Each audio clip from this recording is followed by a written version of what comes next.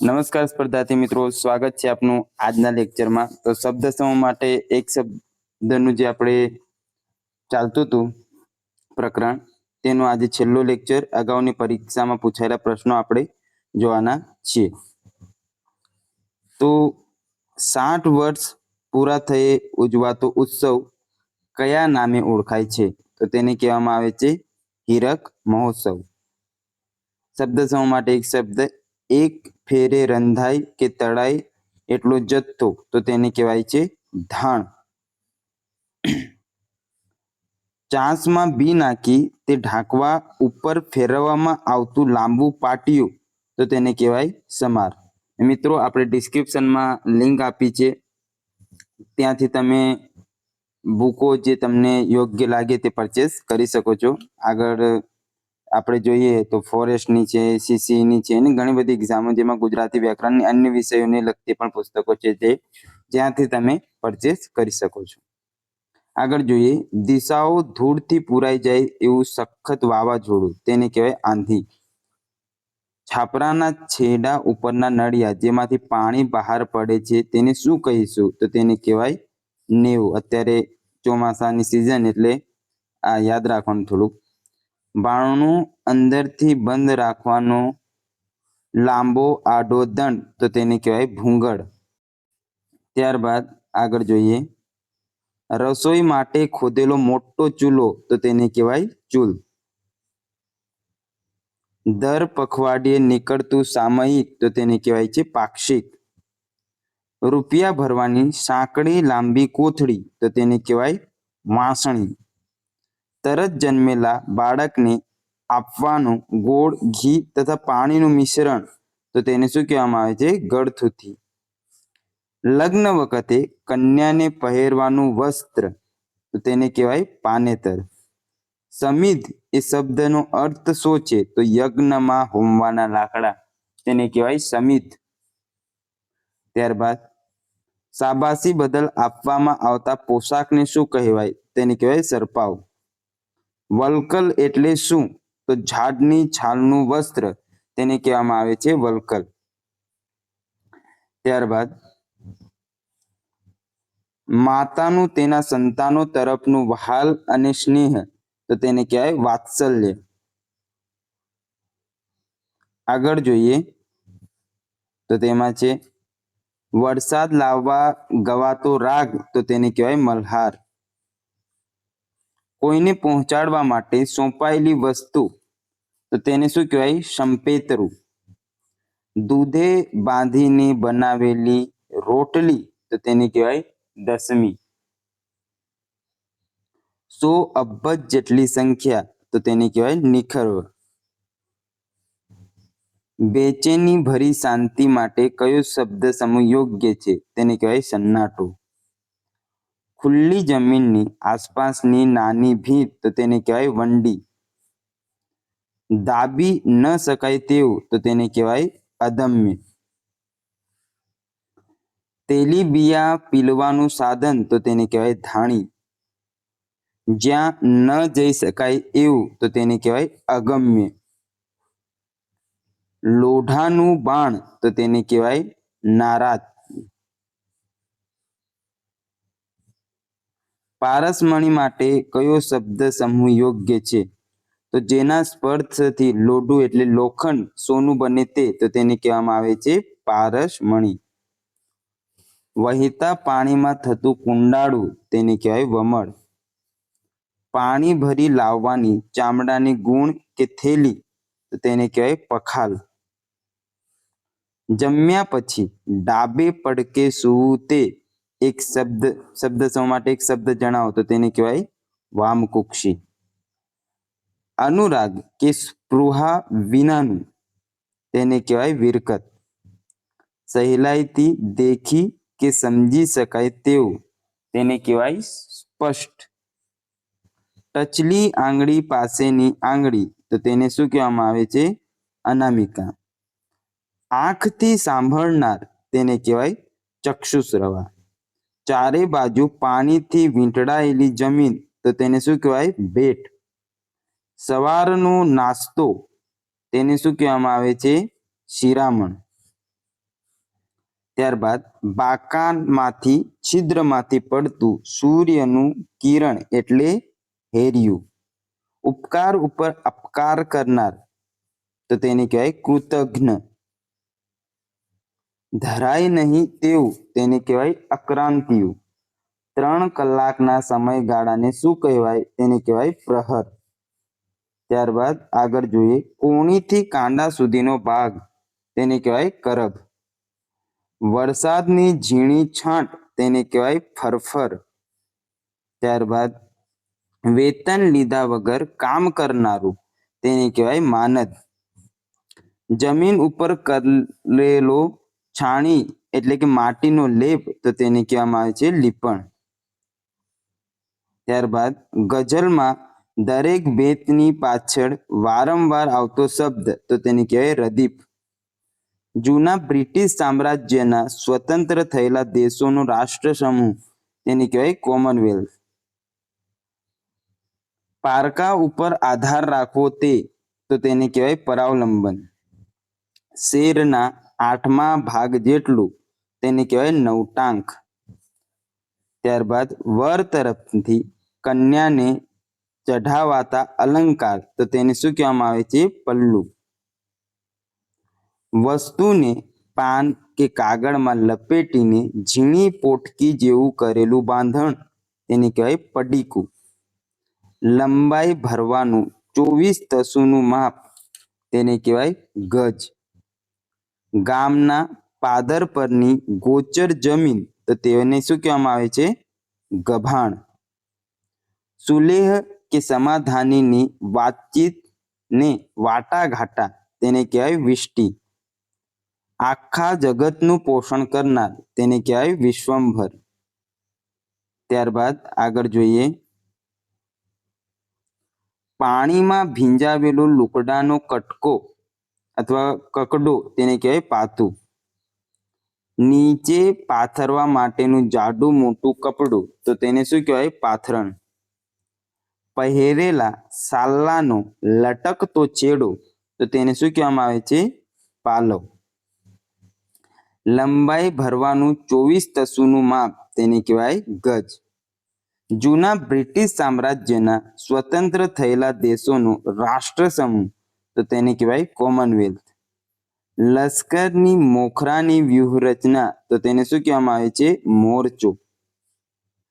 માત્ર એક જ સત્તાધીશ વ્યક્તિ દ્વારા પોતાની ઈચ્છાનુસાર ચાલતો વહીવટ તેને કહેવાય સરમુખત્યારશાહી. નીચે જણાવેલ શબ્દ સમૂહ તો ગૂંથેલ દોરનો ધાબળો તેને શું કહેવાય? ખચિત. થેપાડું તો તેના શું અર્થ થાય? જાડું સુતરાઉ કોરનું ધોતિયું તો તેને શું કહેવામાં આવે છે? થેપાડું. કયું શબ્દ સમૂહ જોડકું અલગ પડે છે? તો પ્રયત્ન કર્યા વિના તેને શું કહેવાય? આરામથી. ત્યારબાદ કોઈ પણ દેશની આર્થિક દશા દેશની આયાત નિકાસ નીતિ પર નિર્ભર હોય છે. તો અહીંયા આપણે જોઈ લઈએ, એવું કયું વાક્ય છે જેમાં કોઈ શબ્દ અને તેનો વિરુદ્ધાર્થી શબ્દ સમૂહનો ઉપયોગ થયો ના હોય? તો આ છે. આ બીજા પછી આપણા માટે કામના નહીં. સમાન ગુણ લક્ષણ હોવાપણું તો તેને કહેવાય પ્રતિરૂપ. નદીની કાંકરાવાળી જાડી રેતી તો તેને શું કહેવામાં આવે છે? વેકૂર. અરજ કરીને માંગેલું તો તેને કહેવાય પ્રાર્થિત. છેલ્લાની પહેલું તો તેને કહેવાય ઉપાત્ય. જેનું સ્મિત પવિત્ર છે તે તો તેને કહેવાય સૂચિત સ્મિત. ફાનસનો ગોળો તેને શું કહેવાય? ફોટો. ત્યારબાદ આગળ જોઈએ, શરીરનો સંવેદનશીલ ભાગ તો તેને શું કહેવાય? મર્મસ્થાન. બાળકથી માંડી વૃદ્ધ સુધી તો તેને કહેવાય આબાલ વૃદ્ધ. ત્યારબાદ ખભે ભરાવવાની જોડી તો તેને કહેવાય ખડિયો. હથેળીમાં સમાય એટલું તો તેને કહેવાય છાપકું. મકાનના આધારરૂપ થાંભલી તો તેને કહેવાય કુંભી. ત્યારબાદ ઘોડાને ચંદી ખવડાવવાની ચામડાની કોથળી તો તેને કહેવાય તોબરું. મરવાની તૈયારીમાં હોય તેવું તો તેને કહેવાય મુમૂર્ખ. ત્યારબાદ સતાવધાની શક્તિ એટલે એક સાથે 100 વસ્તુઓ યાદ રાખવાની શક્તિ તો તેને કહેવાય સતાવધાની શક્તિ. પશુને ખાવાનું અનાજ તો તેને શું કહેવાય? જોગણ.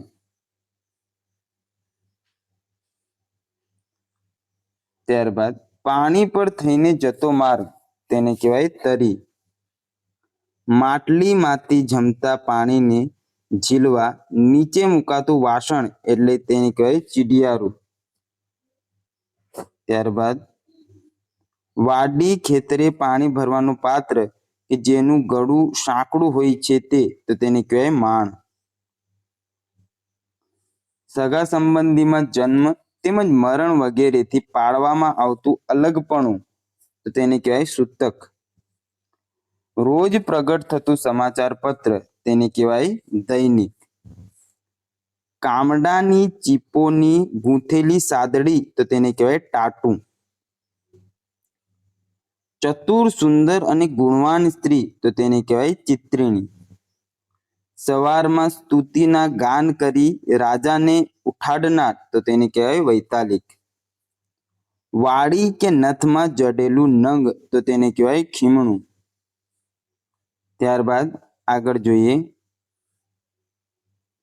પનોતું એટલે છોકરા વિનાનાને ઘણે વર્ષે થયેલું સંતાન તેને કહેવાય પનોતું. સાંભળતા વેદ જવાબ આપે તેવું તો તેને કહેવાય હાજર જવાબી. ત્યારબાદ આંખો મીચીને ગાનાર તો તેને કહેવાય નિમિલક.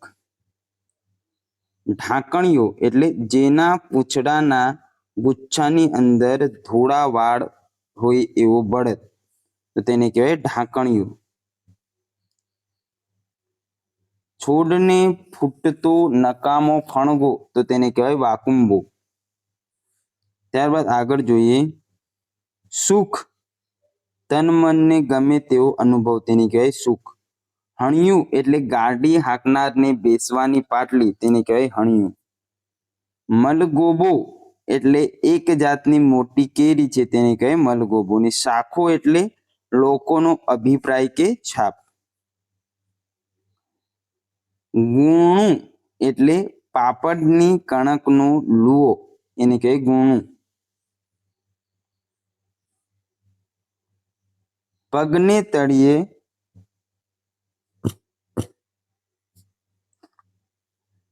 થયેલો ફોલ્લો તેને કહેવાય ચવો.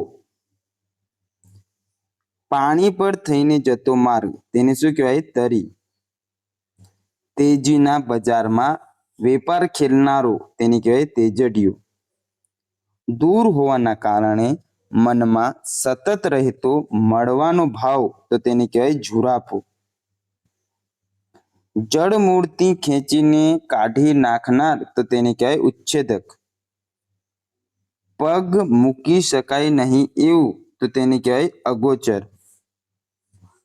ત્યારબાદ ઘોડાના સવારને બેસવા માટે ઘોડાની પીઠ પર રાખવાનું રૂ કે ઊનનું આસન તો તેને કહેવાય દડી.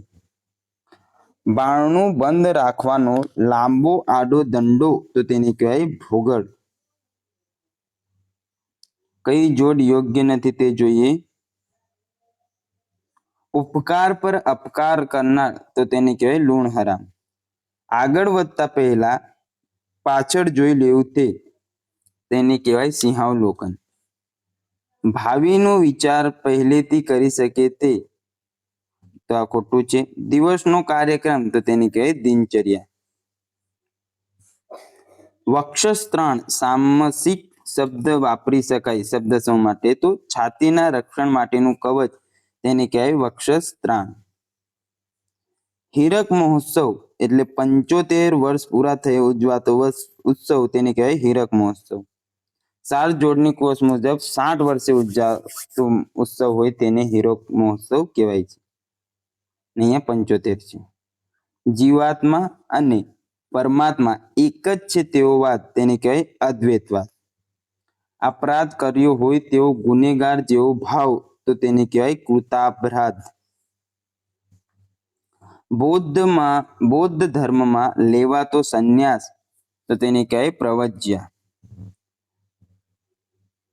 જગતમાં બધા પદાર્થોમાં એકાત્મ ભાવ તેને કહેવાય સર્વાત્મ ભાવ.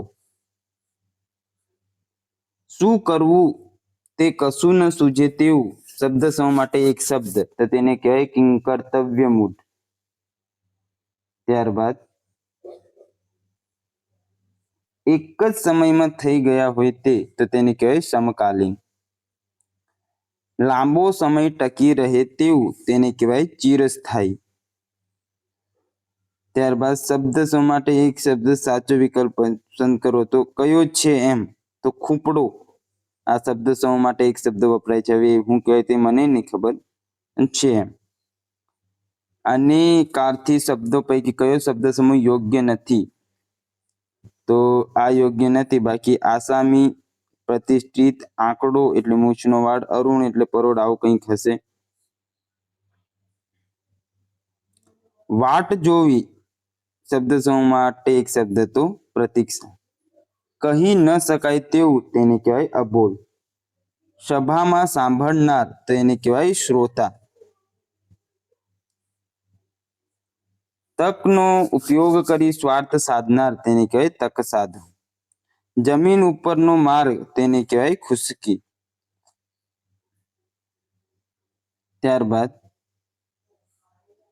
જાણવાની ઈચ્છા વાળું તેને કહેવાય જિજ્ઞાસુ. બાળકના જેવું તો તેને કહેવાય બાલિશ. ત્યારબાદ વાણીને લગતું તો તેને કહેવાય વાચિક. કલ્પી ન શકાય તેવું તો તેને કહેવાય અકલ્પ્ય. જેમાં કલંક નથી તેવું તો તેને કહેવાય નકલંક. 100 વર્ષે ઉજવાતો ઉત્સવ તો તેને કહેવાય શતાબ્દી. ભાષણ કરનાર તો તેને કહેવાય વક્તા. થોડા સમય માટે સાચવી રાખવા સોંપેલી વસ્તુ તો તેને શું કહેવાય થાપણ. બે જણ વચ્ચેનું યુદ્ધ તો તેને કહેવાય દ્વંદ્વ યુદ્ધ. 3 રસ્તા મળતા હોય એવી જગ્યા તો તેને કહેવાય ત્રિભેટો. ત્યારબાદ ધનુષની પણછનો અવાજ તેને કહેવાય ટંકારો. શિષ્યને તેના શિક્ષણના ખર્ચ માટે મળતી નાણાંની મદદ તેને કહેવાય શિષ્યવૃત્તિ. વખાણ કરવા લાયક તો તેને કહેવાય પ્રશંસનીય. પૃથ્વીને લગતું શબ્દ સમૂહ માટે એક શબ્દ આપો તેને કહેવાય પાર્થિવ. સરખી ઉંમરનું તો તેને કહેવાય સમવયસ્ક. મોત નિપજાવે તેવું તો તેને કહેવાય ઘાતક. દાબી ન શકાય તેવું તો તેને કહેવાય અદમ્ય. મરણ વખતનું ખતપત્ર તો તેને શું કહેવામાં આવે છે વસિયતનામું. ખૂટે નહીં તેવું તો તેને કહેવાય અખૂટ. ત્યારબાદ જરા વારમાં નાશ પામે તેવું તો તેને કહેવાય ક્ષણભંગુર. ત્યારબાદ શબ્દ સમૂહ માટે એક શબ્દ અતરત ભૂકો થઈ જાય એવી માટીનો ટુકડો તેને કહેવાય ઢેપું. ત્યારબાદ એક જ વર્ગમાં સાથે ભણનાર તો તેને કહેવાય સહાધ્યાયુ. ભણવાન માટે હોય તે શબ્દ સમૂહ માટે એક શબ્દ તો તેને કહેવાય પાઠ્ય. કવિતામાં ખૂટતા પદ યોજવા તેને કહેવાય પાદપૂર્તિ. રસોઈ તૈયાર કરવા મૂકેલું ગરમ પાણી તેને કહેવાય આંધણ. દેખીતા અર્થથી અવળો જ અર્થ સૂચવતી વાણી તો તેને કહેવાય અવળ વાણી.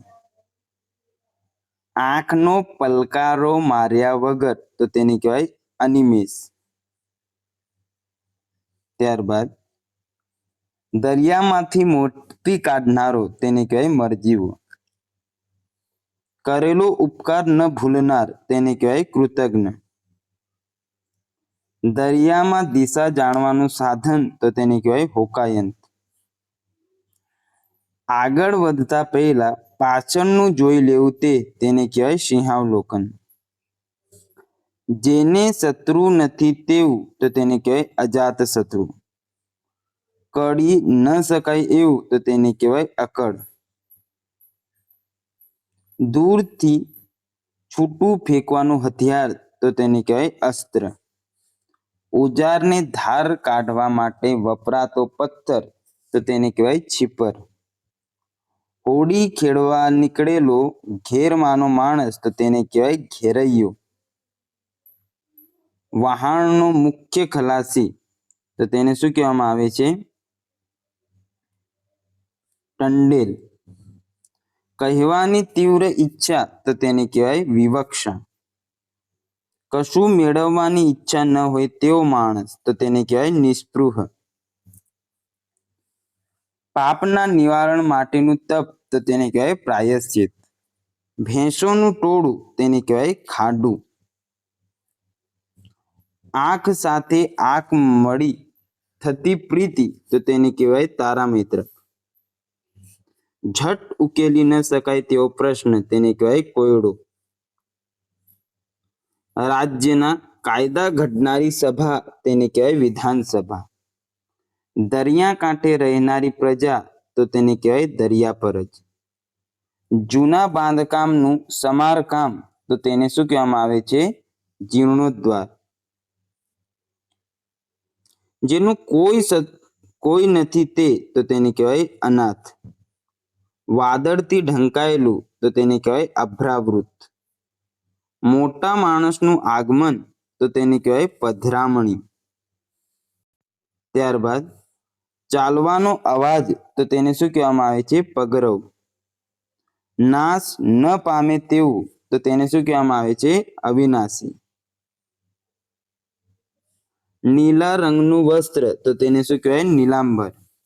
સુંદર કોમળ સપ્રમાણ દેહ તો તેને કહેવાય દેહયષ્ટિ. રંગભૂમિનો પડદો કે પાછળનો ભાગ તો તેને કહેવાય નેપથ્ય. ઊંડે સુધી જઈને સ્પર્શતું તો તેને કહેવાય ગહન. દહીં વલોવાથી નીકળતું સત્વ તો તેને શું કહેવામાં આવે છે? ગોરસ. જેનો પતિ હયાત હોય તેવી સ્ત્રી તો તેને કહેવાય સોહાગણ. જેની શરૂઆત ન હોય તેવું તો તેને કહેવાય અનાદિ. ત્યારબાદ કોઈ પણ પક્ષમાં જ ન જોડાયેલું તેને કહેવાય અપક્ષ. કોઈ ખાસ પ્રસંગે પોતાની મેળે સેવા આપનાર તેને કહેવાય સ્વયંસેવક. ત્યારબાદ ખોડા પશુઓને રાખવા માટેનું સ્થાન તેને કહેવાય પાંજરાપોળ. ત્યારબાદ હોય તે કરતા વાત વધારીને રજૂ કરવી તો તેને કહેવાય અતિશયોક્તિ. વિધવા સ્ત્રી માટે માનાર્થે વપરાતો શબ્દ તેને કહેવાય ગંગા સ્વરૂપ. શરણે આવેલો તેને કહેવાય શરણાગત. ખૂટે નહીં તેવું તો તેને કહેવાય અખૂટ. ત્યારબાદ સૂર્ય ચંદ્ર હોય ત્યાં સુધી તો તેને કહેવાય યાવત ચંદ્ર દિવાકરો. કાપણી માટે તૈયાર થયેલો પાક તેને કહેવાય ફસલ. ન સમજી શકાય તેવું તો તેને કહેવાય અસમજ. પથ્થર ઉપર કોતરેલો લેખ તો તેને કહેવાય શિલાલેખ. ગાયનું બચ્ચું તો તેને શું કહેવાય? વાછરડું. ખૂબ સંકુચિત દ્રષ્ટિવાળું તેને કહેવાય કુપમંડુક. જેણે વસવાટ ગુમાવ્યો છે તે તો તેને કહેવાય નિર્વાસિત. ઉનાળામાં વાતો ગરમ પવન તેને કહેવાય લૂ. બાથમાં સમાય તેટલી વસ્તુ તેને કહેવાય ઉંડળ. વગર મહેનતાણાથી કામ કરનાર તેને કહેવાય માનદ. ત્યારબાદ આગળ જોઈએ. વજ્ર ઇન્દ્રનું શસ્ત્ર પડ્યું હોય એવો આઘાત તેને કહેવાય વજ્રાઘાત. સહેલાઈથી ન મળે તેવું તેને કહેવાય દુર્લભ. ત્યારબાદ સમુદ્રમાં લાગતો અગ્નિ તેને કહેવાય વડવાનળ. અંકુશ વગર રખડતું તેને કહેવાય હરાયું. પારકાનું ભલું કરનારું તેને કહેવાય પરગજુ. આંખને ગમી જાય તેવી તો તેને કહેવાય નયનરમ્ય. મળદાને બળવા લઈ જનાર માણસો તો તેને કહેવાય ડાધુઓ. સહન કરવાની વૃત્તિ તેને કહેવાય તિતિક્ષા. ગતિ ભંગ તો ચાલવાની ગતિમાં પડેલ વિક્ષેપ પાડવો તેને કહેવાય ગતિભંગ. નમે નહીં તેવું તેને કહેવાય અણનમ. ને ઈશ્વરમાં માનનાર તો તેને શું કહેવાય? આસ્તિક. મહાવરા માટેનો પ્રશ્નો છે તે થોડાક જોઈ લઈએ. ફૂલની ખીલતી કળી તેને કહેવાય મુકુલ. પાંદડાથી ગૂંથેલી સાદડી તેને કહેવાય ઝાવડી. પતિને મળવાને અત્યંત આતુર સ્ત્રી તેને કહેવાય ઉત્કંઠિતા. બીજનો ચંદ્રમા તેને કહેવાય કલેન્દુ. પ્રથમ વરસાદે હળ જોતરવા તેને કહેવાય હળોતરું. પતિ પુત્ર વાળી સુખી સ્ત્રી તો તેને કહેવાય પુરંધરી. ત્યારબાદ ચોમાસામાં ઉગતા બિલાડીનો ટોપ તો તેને કહેવાય શિલીંધ્ર. જે યથાર્થ જ્ઞાનને પહોંચેલો છે તે તો તેને કહેવાય તથાગત. જેની ભુજાઓ ઘૂંટણને અડે છે તે તો તેને કહેવાય આજાનબાહુ. ઝઝૂમી રહેલા વાદળનો સમૂહ તો તેને કહેવાય કાદંબિની. અગાઉના પતિથી થયેલ બાળક તો તેને કહેવાય આંગળિયાત. રણમાં રેતી ઉડીને થતો ઢગલો તેને કહેવાય ઢૂઓ. બે મોટા સમુદ્રને જોડનારી ખાડી તેને કહેવાય સામુદ્રધુની. સંકટ સમયે દૂર રહેનાર મિત્ર તેને કહેવાય તાળી મિત્ર. પ્રભાવશાળી વ્યક્તિત્વ ધરાવનાર તેને કહેવાય જાજરમાન. આંગળી ઉપરના સાંધા આગળનો કાપો તેને કહેવાય વેઢો. અંગૂઠા પાસેની આંગળી તેને કહેવાય તર્જની. 50 વર્ષ પૂરા થઈ ઉજવાતો ઉત્સવ તેને કહેવાય સુવર્ણ મહોત્સવ. કણસલા ગુંદીને કે ઝૂડીને અનાજ કાઢવાની જગ્યા તેને કહેવાય ખડું. રોટલા શેકવાની માટીની તવી તેને કહેવાય કલેડું. એક ભાષામાં કહેલી વસ્તુ બીજી ભાષામાં કહેવી તેને કહેવાય અનુવાદ. કણસલામાંથી બાજરીના દાણા કાઢી લીધા પછી રહેલું ફોતરું તો તેને કહેવાય ઢૂંઢસું. બીજનો ચંદ્રમા તેને કહેવાય કલેન્દુ. ધોળું કમળ તેને કહેવાય કલ્હાર. ને ખીલતી કળી તેને કહેવાય મુકુલ. ઘરની બાજુની દિવાલ તેને કહેવાય કરો. ગાઈ ન શકાય તેવું તેને કહેવાય અજ્ઞેય. કરેલા ઉપકારને ભૂલી જનાર તેને કહેવાય કૃતજ્ઞ. રસોઈ તૈયાર કરવા માટે મૂકેલું ગરમ પાણી તેને કહેવાય આંધણ. પોતાના વખાણ કરવા તેને કહેવાય આત્મશ્લાઘા. પોતાની જાતને છેતરવી તેને કહેવાય આત્મવંચના. પોતાની જાત સામાને તાબે કરી દેવી તેને કહેવાય આત્મસમર્પણ. પોતાની જાત જોડે વાત કરવી તેને કહેવાય આત્મસંભાષણ. ત્યારબાદ છાણ ઉપરનું પાણી તેને કહેવાય પરાસ. જેનો પતિ વિદેશ ગયો હોય તેવી સ્ત્રી તેને કહેવાય પ્રોષિત ભત્રુકા. જેની પત્ની વિદેશ ગઈ હોય તેવો પુરુષ તો તેને કહેવાય પ્રોષિત પત્ની. સંકેત મુજબ પ્રેમીઓનું મિલન તો તેને કહેવાય છે અભિસાર. ને સંકેત મુજબ પ્રેમીને મળવા જનારી સ્ત્રી તેને કહેવાય અભિસારિકા. તો મિત્રો અહીંયા આપણું પ્રકરણ પૂર્ણ થાય છે. મળીએ નવા લેક્ચરમાં. ત્યાં સુધી જોડાયેલા રહો.